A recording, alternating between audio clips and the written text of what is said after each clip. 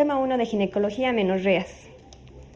Primeramente comenzar con la definición diciendo que la amenorrea es la ausencia o falta de menstruación en cualquier etapa de la vida de una mujer, fuera de las situaciones fisiológicas como ser la niñez, el embarazo y la posmenopausia. Como sabemos, la amenorrea es un síntoma común en varias entidades fisiopatológicas, por lo cual es importante dar un diagnóstico precoz y así también oportuno. Esto tiene que ser basado a todos los conocimientos que tenemos, tanto sobre el ciclo menstrual, así como también las alteraciones genéticas y endocrinológicas que puedan afectar en este cuadro. Las amenorreas se clasifican en dos grandes grupos, que son las amenorreas primarias y las secundarias. Las amenorreas primarias tienen una incidencia del 0,1%. Estas se caracterizan por presentarse en mujeres a los 16 años en presencia de caracteres secundarios ya desarrollados, o en presencia en mujeres a los 14 años que no presentan los caracteres sexuales secundarios y hay un retraso en su crecimiento. Estas pueden ser el 60% debido a anomalías genéticas y un 40% a anomalías endocrinológicas. Y como segundo tenemos las amenorreas secundarias, las cuales son a la ausencia de menstruación en un periodo de 6 meses en una mujer que previamente tenía ciclos menstruales.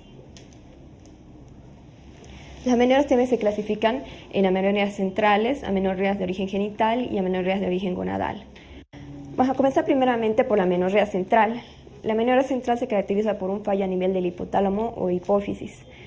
Vamos a empezar con la amenorrea central de origen primario. Aquí podemos hacer varios ejemplos. Vamos a comenzar con el síndrome de Kallmann, diciendo que es una displasia oftalmogenital o también denominado síndrome amenorrea anosmia. Este se caracteriza por un fallo a nivel del bulbo olfatorio, así como también infantilismo sexual. Pueden presentar anomalías faciales a nivel de la línea media, como paladar hendido. Pueden presentar también agenesia renal unilateral, epilepsia,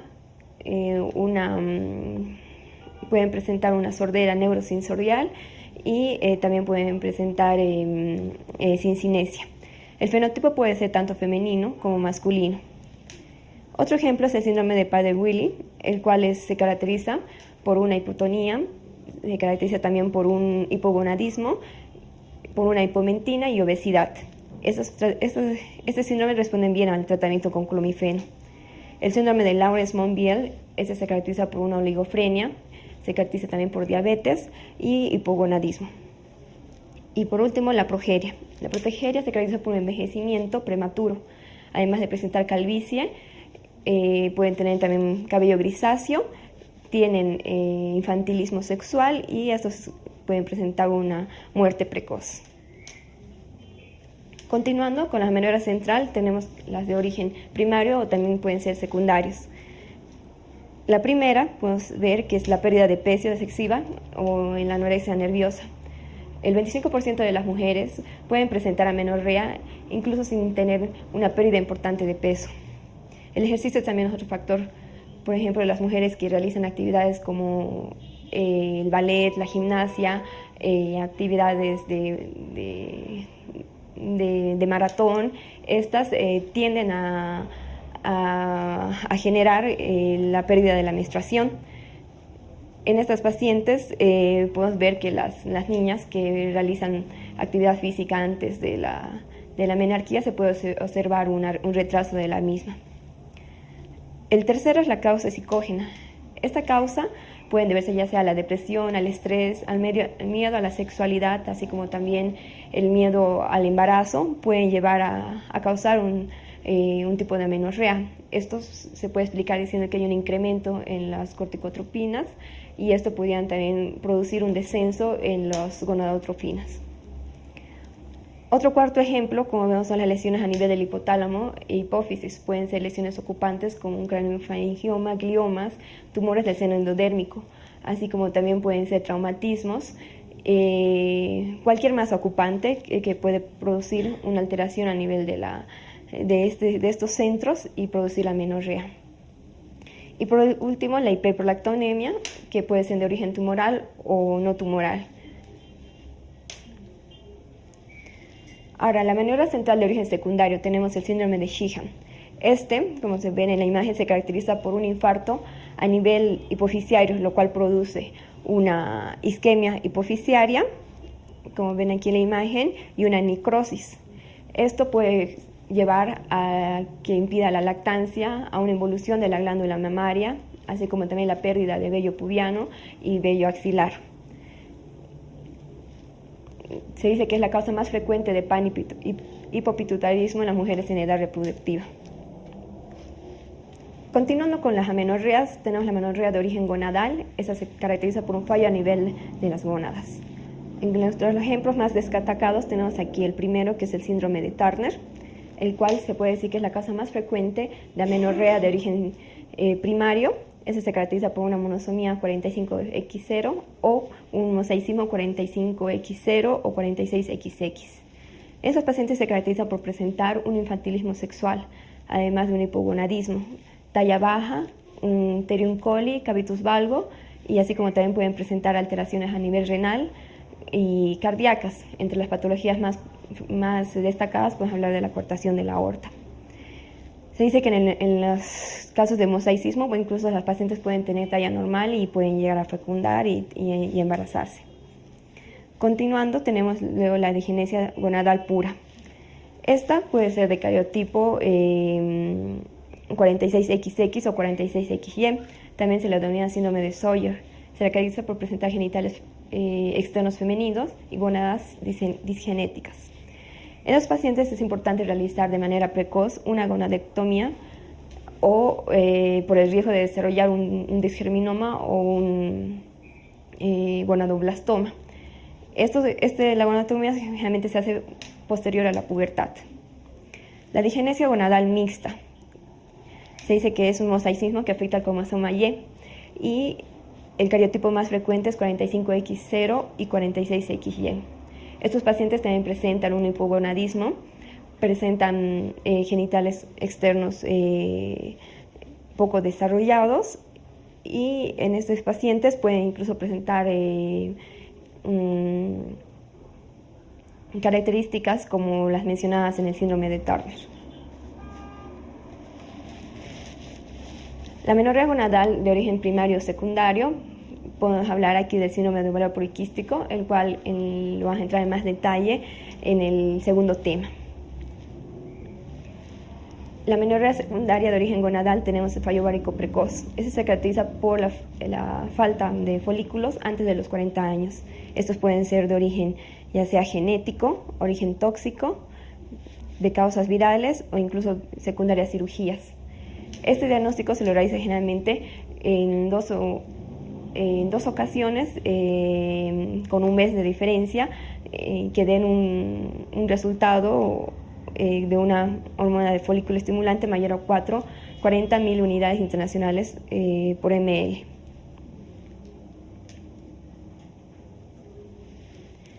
Las amenorreas de origen genital. Tenemos también aquí las amenorreas primarias, las cuales primeramente se elimina el imperforado, que se caracteriza por la presencia de un tabique vaginal transversal. Esto imposibilita el vaciado del contenido uterino, lo cual puede producir un dolor cíclico en los posteriores ciclos menstruales. Además puede generar o llevar a una endometriosis, por lo cual es importante realizar un tratamiento oportuno mediante cirugía. El síndrome de Morris o feminización testicular, ese se caracteriza por la insensibilidad completa del órgano diana a los andrógenos. Puede ser un cariotipo 46XY y estos se caracterizan por presentar genitales externos femeninos, pero en su interior también presentan las gónadas, por lo cual también en esos pacientes es importante realizar una gonadectomía por el riesgo de un disgerminoma. El síndrome de Mayer-Rokitansky es otro tipo de amenorrea primaria de origen genital. Este se caracteriza por un fenotipo femenino normal y un cariotipo XX. En este se caracteriza porque hay una ausencia completa de los 2/3 superiores del útero, pero existe la presencia de las gónadas o de los ovarios. Entonces en los pacientes se puede presentar una pubertad normal.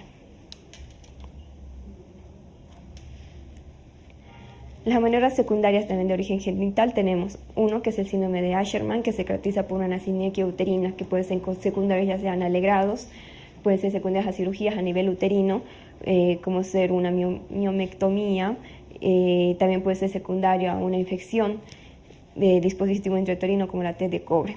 Como ven aquí en la imagen, aquí se observan las adherencias. Generalmente el tratamiento de estos consiste en la histeroscopía con la realización del quemado de las soluciones de continuidad con un láser.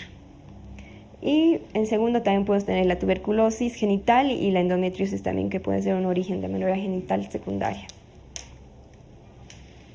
El diagnóstico. El diagnóstico es importante realizarlo mediante una buena anamnesis. Hay que ver los antecedentes que tiene la paciente. Primero hay que saber si es que la paciente ha tenido su menstruación en algún momento de su vida. Segundo, hay que saber si la paciente ha tenido síntomas acompañantes, como por ejemplo, si ha presentado secreción mamaria o ha presentado, ya sea acompañado de cefaleas o alteraciones a nivel de campos visuales. Entonces eso nos podría hacer sospechar sobre un prolactinoma. También podemos preguntar acerca de antecedentes sobre enfermedad tiroidea, dolor pélvico, antecedentes familiares que sean importantes, así como antecedentes también quirúrgicos, antecedentes sociales. En el examen físico es importante realizar el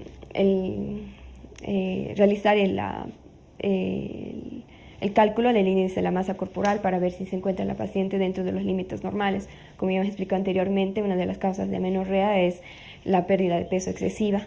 Entonces sería importante saber si la paciente se encuentra dentro de sus límites normales de su peso. También observar los signos característicos, como es el síndrome de Turner que hemos hablado anteriormente. O también saber, como hemos dicho anteriormente, los efectos visuales que pueden presentar las pacientes en el caso de un prolactinoma. Realizar la exploración de las mamas al ver si no hay una secreción que fuera ajena, digamos, a un embarazo. Y también observar los síndromes de adenarquia y clitoromegalia. Podemos ver aquí la tabla donde se explica, digamos, un algoritmo para el diagnóstico de una amenorrea primaria y la amenorrea secundaria. En la amenorrea primaria, primeramente, hay que descartar que exista un embarazo, por lo cual se pide una prueba de gestación. En el caso de que sea positiva, hay que pensar en una gestación o un tumor productor de beta-HCG. Si esta es negativa, tenemos que observar si existe la presencia de caracteres sexuales secundarios. Si estos se encuentran presentes, hay que realizar una ecografía ginecológica. En la ecografía hay que buscar la presencia del útero. Si el útero se encuentra normal y presente, hay que buscar si existe alguna obstrucción. Si es que existe, hay que pensar en un himen perforado. Y si no existe una obstrucción, hay que ir al algoritmo de la amenorrea secundaria, que lo vamos a ver a continuación. Si el útero se encuentra ausente o mal formado, hay que ver el cariotipo. Si existe un cariotipo XY o un cariotipo 46XX. Si fuera un 46XY, hay que pensar en el síndrome de Morris, o si fuera el 46XX, en el síndrome de Rokitansky. En caso de que los caracteres sexuales secundarios estén ausentes, hay que medir la FSH y la hormona luteinizante. Si la FSH y la luteinizante se encuentran en valores menores a 5 unidades internacionales litro, se puede hablar de un hipogonadismo hipogonadotropo. Si la hormona folículo estimulante se encuentra mayor a 1020 unidades internacionales por litro y la luteinizante a 40 unidades internacionales litros se encuentran estas mayores, hay que pensar en un hiperandrogenismo hipogonadotropo y hay que sacar el cariotipo. El cariotipo puede ser un 45X0 y entonces pensaríamos en un síndrome de Turner. Si el cariotipo es de 46XX, hay que pensar en un fallo varicopeal o una digenesia gonadal pura. En el algoritmo que tenemos a continuación explicamos las amenorreas de origen secundario. En este también hay que descartar el embarazo o un tumor productor de beta-HCG. Si la prueba de embarazo resulta negativa, entonces se realiza la determinación ya sea de TSH o de la hormona prolactina. Si tenemos la TSH alterada, podemos pensar en un trastorno hipotiroideo, preferentemente. Si la hormona de la prolactina se encuentra elevada, entonces hay que pensar si hay la presencia de un prolactinoma o descartar la hiperprolactinemia que no sea de causa tumoral. Si las determinaciones de TSH y de hormona de la prolactina se encuentran normales, hay que hacer una prueba de progesterona. En este caso, entonces, hay que realizar una prueba de progesterona. Si esta se encuentra positiva, hay que pensar en una anovulación. Si esta se encuentra negativa, hay que realizar otra prueba, que es la prueba de estrógenos y progesterona. Si esta se encuentra también negativa, hay que pensar en una obstrucción del aparato genital, un síndrome de Asherman, estenosis cervical o alteraciones a nivel vaginal. Si esta es positiva, la determinación de FSH y luteinizante, hay que ver si se encuentran elevadas, normales o bajas. Si se encuentran elevadas, ya sea la FSH por debajo de los 20 y la luteinizante por encima de las 4 unidades internacionales litro, hay que pensar en una alteración ovárica o una insuficiencia ovárica o la menopausia. Si esas se encuentran normales, la alteración de la calidad, hay una alteración en la calidad de la insuficiencia del eje hipotálamo hipoficiario. Si esa se encuentra baja por debajo de las 5 unidades internacionales litro, hay que hacer una prueba de las gonadotrofinas. Si esta sube la FSH, entonces hay una alteración hipotalámica. Pero si no sube, hay una alteración a nivel hipofisario. En cuanto al tratamiento, el tratamiento de la amenorrea depende de la etiología, y así como también las metas del paciente, si tenía el deseo genésico o de tratar ya sea lisurtismo o alteraciones, anomalías anatómicas que requieran corrección quirúrgica. Por ejemplo, en un hipotiroidismo hay que realizar